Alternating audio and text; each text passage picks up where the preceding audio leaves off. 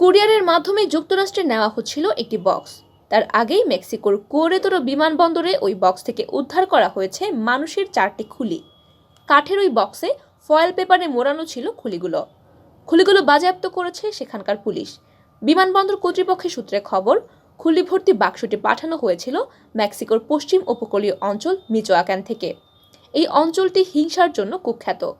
বাক্সটি দক্ষিণ ক্যারোলাইনতে পাঠানো হচ্ছিল। বক্সে খুলিগুলো কাদের, কোন বয়সী মানুষের, পুরুষ না মহিলার, সেসব বিষয় খতিয়ে দেখছেন ফরেনসিক বিশেষজ্ঞরা। কিন্তু কেন মানুষের খুলিগুলো পাঠানো হচ্ছিল তা নিয়ে ধোঁয়াশা তৈরি হয়েছে। পুলিশ এই বক্সে প্রেরকের খোঁজ করা শুরু করেছে। বিমানবন্দরের এক নিরাপত্তা কর্মী জানান, যাত্রীদের ব্যাগ পরীক্ষা করা হচ্ছিল।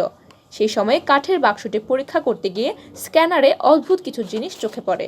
সন্দেহজনক কোনো বস্তু রয়েছে কিনা তা খতিয়ে দেখতে বাক্সটি খোলা হয়। তখনই দেখা যায় 4টি খুলি ফয়েল পেপার দিয়ে মোড়ানো। তার ভাষ্য, খুলিগুলো কুরিয়ারের মাধ্যমে পাঠানো হচ্ছিল।